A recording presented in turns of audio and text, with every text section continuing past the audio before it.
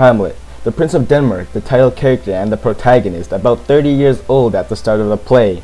Hamlet's the son of Queen Gertrude and the late King Hamlet, and the nephew of the present King Claudius.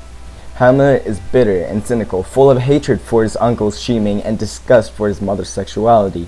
A reflective and thoughtful young man who has studied at the University of Wittenberg, Hamlet is often indecisive and hesitant, but at other times prone to rash and impulsive acts.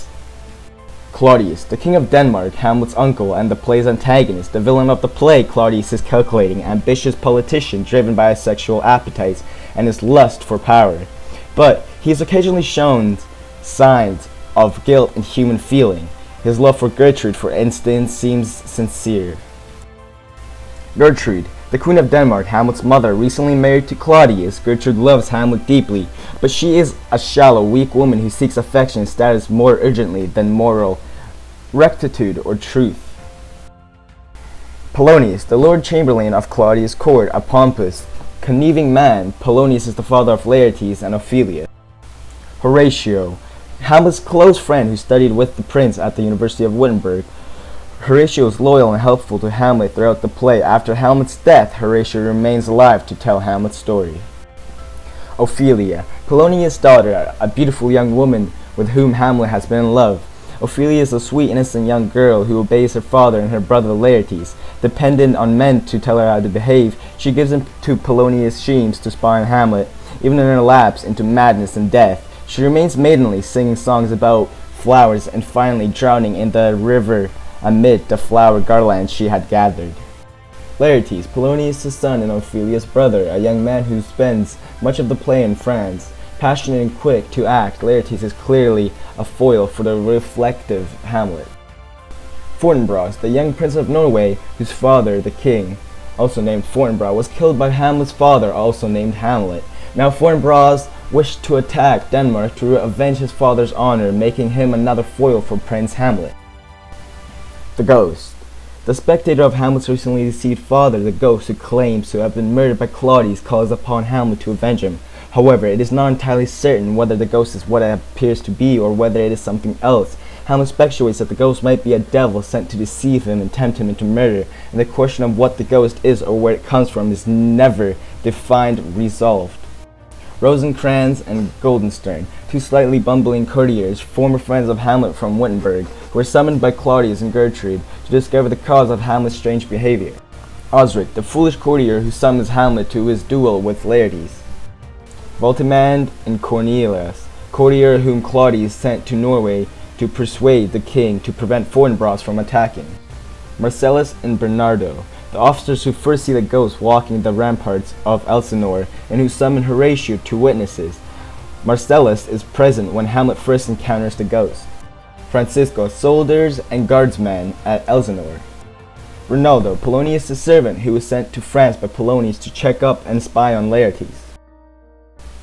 The ghost appears to Hamlet, claiming indeed to be the ghost of his father, and tells of his murder by Claudius. The prince swears vengeance, and his friends are sworn to secrecy as Hamlet decides to form madness, while he tests the truth of the ghost's allegations. Accordingly, Hamlet begins to act strangely. He rejects Ophelia while Claudius and Polonius spy on him, seeking to find a reason for his sudden change of behavior. Guildenstern and Rosencrantz, former friends of Hamlet, are summoned by Claudius, and their arrival coincides with a group of traveling actors. Hamlet happens to know these players well, and they rehearse together.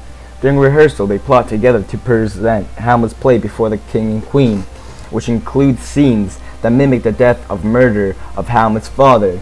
At the performance, Hamlet watches Claudius closely to see his reaction. Claudius is provoked by the play into interrupting it and storming out. He immediately resolves to send Hamlet away. Hamlet is summoned by his distressed mother, and on the way he happens upon Claudius kneeling and attempting to pray, reasoning that to kill the king now would only send his soul to heaven rather than hell. Hamlet decides to spare his life for the time being. Polonius hides in Gertrude's room to protect her from Hamlet, but Hamlet detects movement behind a tapestry.